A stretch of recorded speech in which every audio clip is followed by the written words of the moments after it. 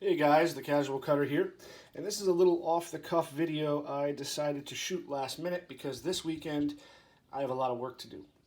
I'm going to be taking my first shot at anodizing titanium, and I have a bunch of knives that I have to catch up on that have been on the back burner for months, since November actually. I got two Pilars I got to work on, a Spyderco Para 3, and this Boker F3 is going to get the anodization treatment. So this video I just wanted to make before I tear this guy up, which is the new Pilar Large. I brought my buddy's Pilar that I'm working on as well, just for a size comparison. Now this knife has been out for I think it dropped about a week ago, so there's already some videos on it. I'm just going to give you my first impressions compared to the original Pilar, and I wanted to film it before I tear this thing apart and do a bunch of mods to it. So, if you don't know already, the Pilar Large is a larger version of the standard knife that so many people already love. And the main difference is it's now a flipper. So you have that little flipper tab there, and it flips pretty good. I haven't touched this knife at all yet. I just got it in yesterday. I actually purchased this off of a member of one of the Facebook groups to help him out. He got the knife in, and it was a catch and release. So I figured I'd help him out and pick it up, do some work to it. So, I mean, one of the great things about the standard Pilar, and this one is modified by me, this is a friend's knife. It's in for sharpening. He likes to use it as a flathead screwdriver. Whatever. The great thing about the Pilar has always been the ergonomics.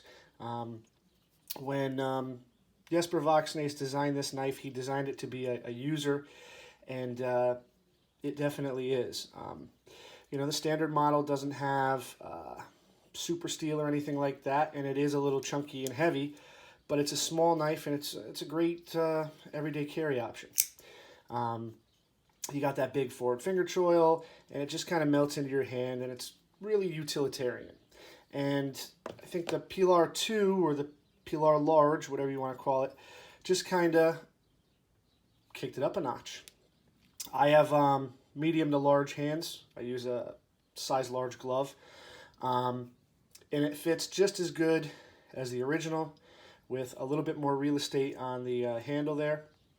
And it's got that great oversized finger choil. I mean, this knife is meant to be used choked up like that. So, I mean, you could still kind of use it traditionally with the flipper tab there as a stop, but it's really meant to be held like this and kind of just used in that fashion.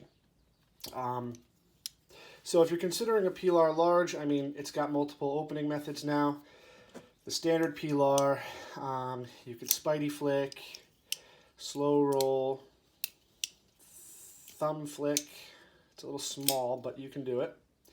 Whereas the new Large, of course, has that flipper, and it flips pretty good. You can also do the thumb flick, slow roll it, and Spidey flick it. I think it Spidey flicks really well.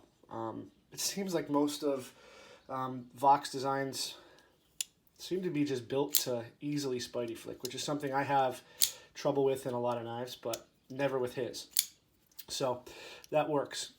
But you can see it's basically the standard model has the steel scale and frame lock, and then this also comes in a black D2 steel upgrade model with black G10, all kind of coated.